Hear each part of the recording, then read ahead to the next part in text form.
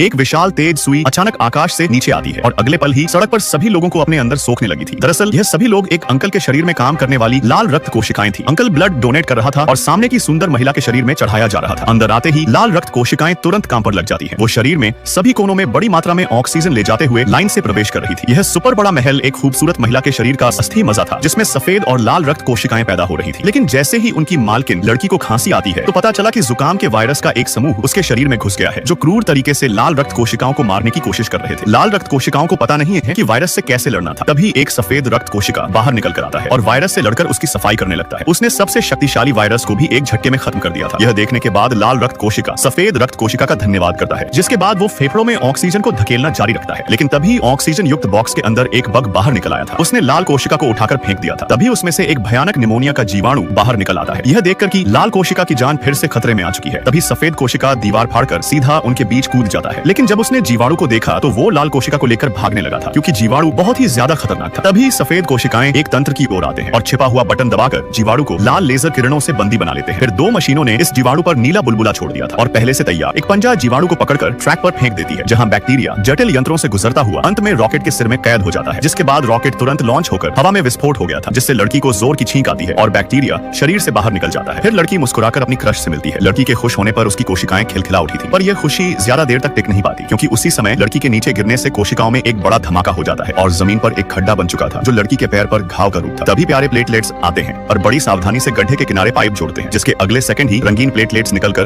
गड्ढे को भरने लगी थी। यह सब मिलकर गांव को पूरा भर देते हैं। लेकिन जब रात में लड़की को बुखार आता है तो लाल रक्त कोशिकाएं वायरस से डर जाती है और मदद मांगती है। तभी मस्तिष्क के आदेश पर टी कोशिकाएं लड़ने के लिए मैदान में आ चुकी थी। यहाँ तक कि सफेद रक्त कोशिकाएं भी लड़ने में पीछे नहीं थी, जिससे वायरस पूरी तरह से साफ हो जाता है और लड़की प्यार में पड़कर खुश हो रही थी। लेकिन तभी उसके पिता का पेट अचानक खराब हो जाता है। उसका आंतरिक अपशिष्ट बाहर आना चाहता था, पर पिता गाड़ी चलाते समय गटर नहीं जा सकते थे, इसलिए काली कोशिकाएं इकट्ठा होकर पीले पदार्थ को रोकने की कोशिश करने लगती है। लेकिन पिता का प्रेशर बहुत तेज था। जैसे ही उसने पाद मारा तो इसकी बदबू से काली कोशिकाओं की दीवार कमजोर हो गई थी और वो अपशिष्ट को रोकने में फेल होने लगे थे। तभी पिता गाड़ी पार्क करके तुरंत गटर की ओर दौड़ पड़ता है। आदमी अपने पिछवाड़े को दबाकर रखा था ताकि उसकी पेंट में ही ना निकल जाए। आखिरकार गटर पहुंचते ही धड़ाम से हगने पर उसकी काली कोशिकाओं को आराम मिल जाता है। लड़की और उसका प्रेमी रिश्ते को पक्का कर लेते हैं, जिससे लड़की बहुत ज्यादा खुश होने लगी थी, जिस कारण उसके शरीर में कुछ अजीब विकसित हो गया था, जो एक खराब सफेद रक्त कोशिका थी। और जब उसको मिटाने का फैसला किया जाता है तो वो बहुत गुस्से में आ जाता है और अचानक बदलकर कांटों वाला एक मॉन्स्टर बन गया था और उसने अपने ही भाई सफेद कोशिका को मार डाला था, जिसके एक महीने बाद लड़की की नाक से खून बहता है और बेहोश होकर नीचे गिर जाती है, क्योंकि उसके शरीर के अंदर विकसित हुई खराब सफेद रक्त कोशिकाओं की संख्या बहुत बढ़ चुकी थी। टी कोशिकाएं